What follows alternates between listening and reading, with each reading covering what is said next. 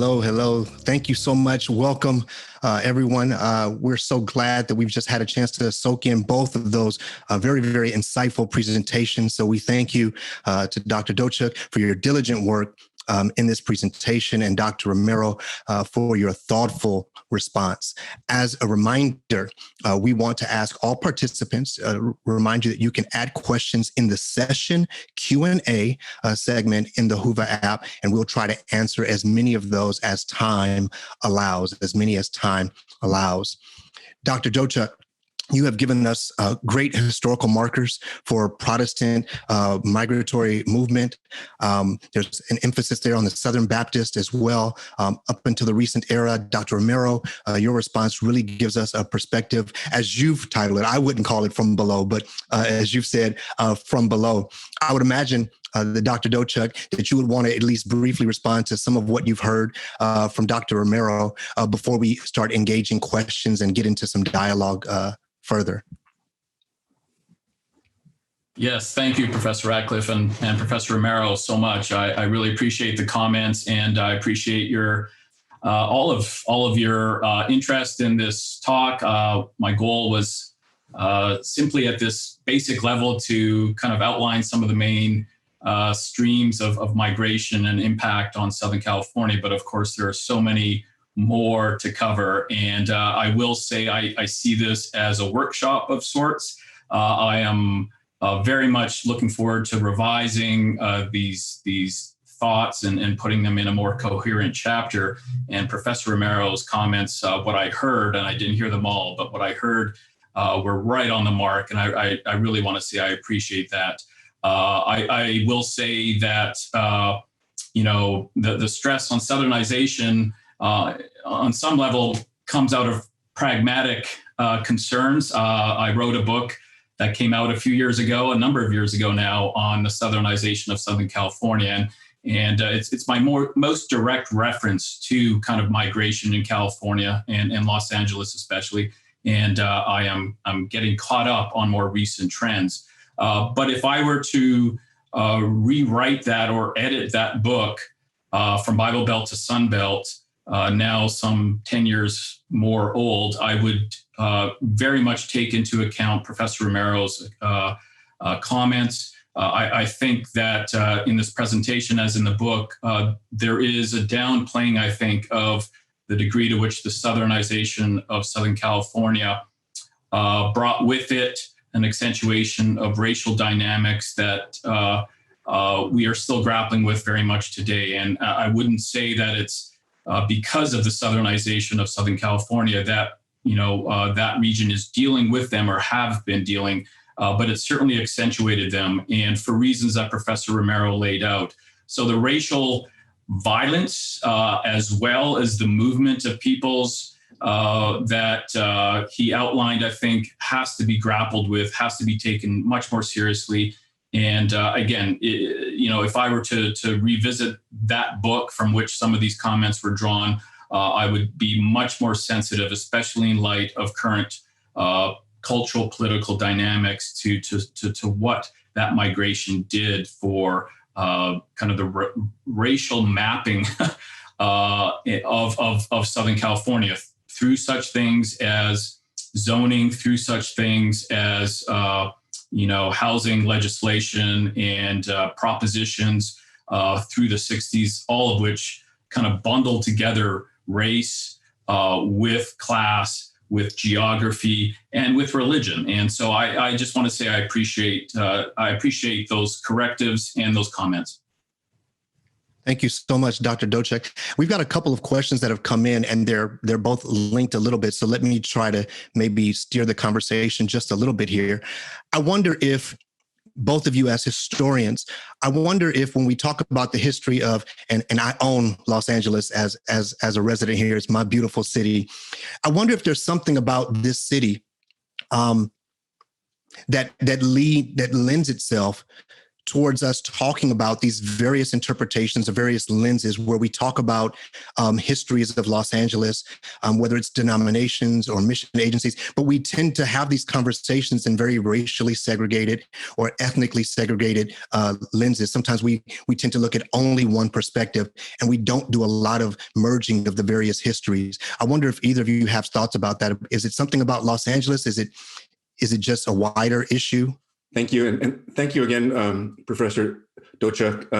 I've learned so much from your talk, and I've been, in fact, reflecting upon it for the last few weeks. I think that it goes to the basically the founding of the state of California as a U.S. entity, from the foundings with the origins and manifest destiny, right, in which the explicit theology of the conquest of California, as well as the Southwest, was based upon this idea that Anglo-Americans, many, kind of like MAGA today, many felt that it was God's divine destiny for them to conquer all of these territories from the natives, from the Mexicans, in order to plant their version of Christianity and of democracy. That same strand of manifest destiny, to speak from a Latino perspective, that same strand continued in the era of Jim Crow. One of my colleagues from UC Irvine, Leo Chavez, calls that the Latino threat narrative. And so the Latino threat narrative has continued to the present day, again, in MAGA is its current expression. But along with the ideology came just explicit, as I spoke in my comments, racial segregation, and that those remnants continue to the present day. And so I think that built this structure of separate communities, separate theologies, separate churches. So we don't tend to cross-pollinate as we should as the body of Christ. Thank you. Dr. Dochuk, would you like to respond to any or? Well, no, those are great comments. I agree. And, my work in Los Angeles, and again, it's not, I wish I lived in Los Angeles. I love that place. And I'm fascinated. It's all right. You're welcome. You're welcome. But of course, South Bend, Indiana, who could beat that? So, but I will say, drawn to Los Angeles, it is, and what I emphasized perhaps to a fault in the talk, is just the multicultural dynamism of the place. But, looking back, thinking of Professor Flory's talk, for instance, and some of my own work on the geography of the place, it is incredibly diverse, but it's multinucleated. And certainly from World War II forward, I mean, this is a unique geographical entity in which communities can create their own kind of borders. And those are, and again, some of the Southern migrants that I have emphasized in previous work very much did that. They found opportunity, whether it was Bell Gardens or Anaheim, to cordon themselves off. So as much as it is a diverse landscape with so many people groups, so many communities coming and being in proximity, they can also in Los Angeles post-World War II, I think to a degree not seen elsewhere compared to Chicago, for instance, they can parcel themselves off and reinforce their distinctiveness and protect that to a fault, perhaps. And the degree to which that has changed more recently, I couldn't comment on, but I think that is the legacy of the unique geographical spatial arrangement of Southern California. Thank you, Dr. Dochuk. We've got two questions that are asking, how might these racialized constructs, how might they have affected world mission initiatives and even local congregations? Well, context. I've had the privilege, as Brown Church has come out over the last several months, I've been speaking with like mission orgs, and campus ministries and denominations, dozens of them actually. And we're grappling with precisely this question, right? How did this history impact the way that we do missions today, right? And I think this period of segregation, and as I talk about, in my comments of explicit sort of Jim Crow segregation and deportations of hundreds of thousands of Latinos and so on and so forth. Many of these orgs, as Dr. Dochuk mentioned, they were born in that milieu. They were born in that milieu of Jim Crow segregation, rabid xenophobia, right? Americanization programs, right? Partnering with the US government, which assumed that communities of color are culturally deficient, right? And, but they responded in a way by saying, okay, we're going to start. For example, I just came from a talk this morning with Campus Crusade. Cru had work, but it was born in that milieu. And instead of seeing the challenging of that official segregation and those deportations and all those horrible racial things, instead of challenging that as an explicit part of their ministry program, they chose not to deal with it. So they created mission structures that said, okay, we're going to talk about our personal relationship with Jesus, but we're not going to address those social things. So we're going to lack a social ethic. And to this day, those ministry programs are really hurting. One young adult leaves the church in the US every 26 seconds. Every 26 seconds, a young adult leaves the US church. And it's largely because they're seeing the inconsistency of leaving out the second wing of both personal and social transformation in Christ. And they're really hurting. They're really hurting. Dr. Dochuk, do you have thoughts on that? Sure. No, and again, I appreciate that. I think what I was alluding to earlier too agrees with that. I think the glitz and facade of a sparkling Southern California has always been alluring, but it has also created an opportunity to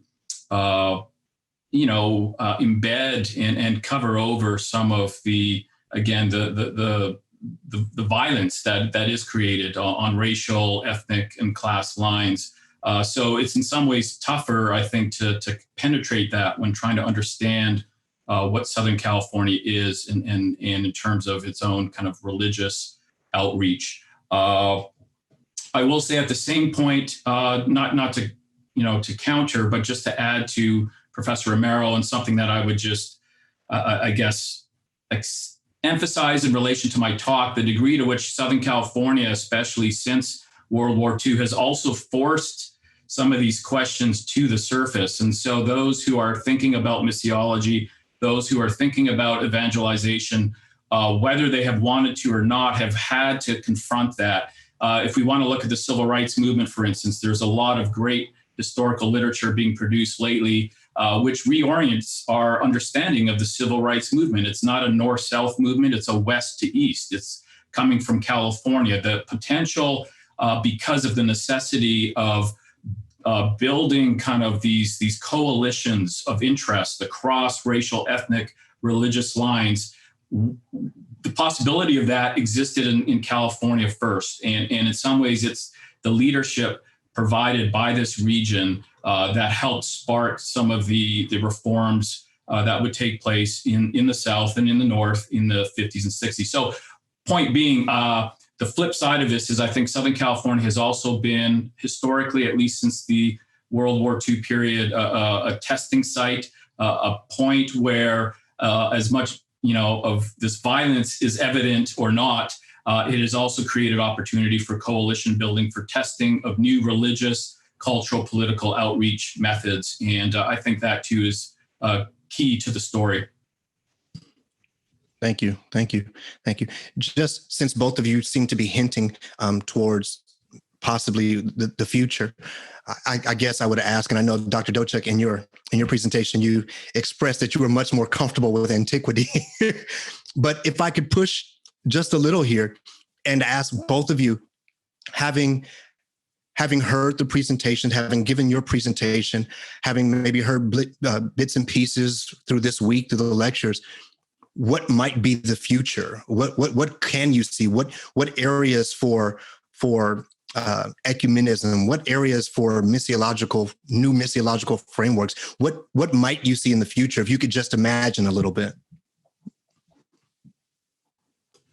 Well, right. I made that point explicit in my talk, not as a cop-out, but it is very much in my DNA. I came to terms with who I am, and that is a historian, not a pundit. So that said, as much as I have observed California, Los Angeles. I continue to do research there. I'm hoping to get back soon on issues of religion and environment, for instance. I do see this energy continually generated at the grassroots level, whether it be issues of race, whether it be issues of energy and environment. I think Southern California is a unique petri dish of sort to provide the opportunity for this kind of cross, faith, cross-politic kind of pollination. And so going forward, I would anticipate seeing a young Southern California once again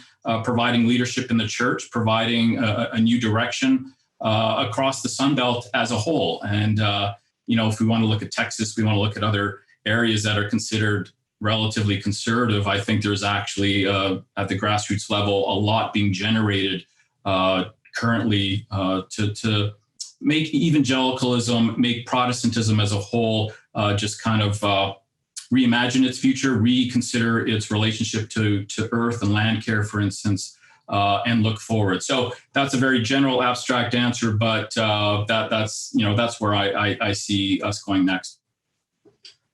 Absolutely. Thank you, Dr. Dochuk. Dr. Romero. So I'll share a couple of things that I see, in my talks that and I speak with folks. I think number one, what's happening in the moment is that you have lots of young people, especially young people of color, who are BIPOC, who are like, we're not going to take no for an answer anymore. I'm sorry, right? That's one thing that's happening. And I think that in a hopeful scenario, what that leads to is a healthy process of deconstructing our theologies, reconstructing healthier theologies that cuts off those Jim Crow legacies and those antiquated colorblind models, but that keeps Jesus at the center, that keeps the church in focus. I think that could happen. And again, like in the different orgs that I've been speaking to in the last few weeks, there are those organizations that are trying to sincerely ask those questions. It's kind of like in the book of Acts, when the Greek widows were not getting any food and the Hebrew widows were getting all the food. The response, of course, of the apostles was to go to the aggrieved parties, the Greek Jews, and say, hey, you are the stakeholders. How should we handle this, right? And they created the first deacons, right, as a community of leaders, of stakeholders. And I think that's the approach forward. On the other hand, what I see also is people who are digging their heels into the ground and using MAGA as an excuse, right? And just digging in. And I think that those organizations are going to be in a world of hurt. Because like I said, every 26 seconds, a young adult leaves those organizations and ministries. I think that along those lines, we need to change our metric of missiological success. What does that mean, right? Those existing models from the 50s have developed a model where we say, oh, we are the saved ones, and all the people of color, they're a blank mission field. They're just a mission field. They don't have their own God-given community cultural wealth to show us how to build our way forward. And I think that that's the approach that we need to change, sort of our approach to missions. We need to change our metrics of success. I mean, how often do we get in the mail something that says, congratulations, 3,127 people came to Jesus this week, right? And what I want to say in response is, yeah, but every 26 seconds, somebody else is leaving, right? And we need to get to that question. And I think we need to slow down, right? Because that's the good and the bad part of America. We got to just keep working, right? We can't stop. But I think that our mission organizations need to pause, take a Sabbath and say, oh my gosh, Holy Spirit, what are you doing right now? What have we been doing? And what is the way forward as you have brought people from every tribe, language, and tongue in our midst? We can't view them as just a mission field anymore. Thank you. Thank you so much, Dr. Romero. Dr. Dochuk, we are coming to the end of our time together. And let me just say this in the spirit of the Petri dish, as Dr. Dochuk mentioned, in spirit of agency, as Dr. Romero mentioned, that even as we're having this conversation about the various aspects of the tapestry of Los Angeles, that we haven't this week really done a robust engagement of even on Black, African-American, and Afro diasporic contributions to Los Angeles. We've mentioned a few leaders here and there, but we haven't really dug in. And when you think about just the movement, if you look at mega churches that are led by Black pastors or leaders, the fact that other than maybe one or two, every one of them is a migrant to Los Angeles. That Pastor Evie Hill, who I think you mentioned, Dr. Dochuk, historic pastor here in the city of Los Angeles, was from Texas. Bishop Charles Blake, which, also that Robert Schuller, Chuck Smith, Rick Warren era, from Little Rock, Arkansas. Reverend Dr. Cecil Murray, who's a historic icon in the city, is a native of Florida. People talked about Azusa Street earlier this week, but William Seymour from Louisiana, Bishop Noel Jones from Jamaica, Bishop Kenneth Ulmer from East St. Louis, Bishop McClendon from Decatur, Dr. W. Jerome Fisher from Louisiana. I wonder, and that's probably another conversation as well, just to add to the tapestry. But I have to think that Dr. Dochuk, I think you called it that Southern inflected impulse. It's had a remarkable impulse, a remarkable impact on the Black church and the Black community as well. Thank you both so much for your thoughtful and well researched papers and presentations. Dr. Dochuk, Dr. Romero, thank you all so much for your time and for your work in this presentation. Thank you so much. Pleasure meeting you and chatting with both of you and all of you. Likewise. Thank you so much.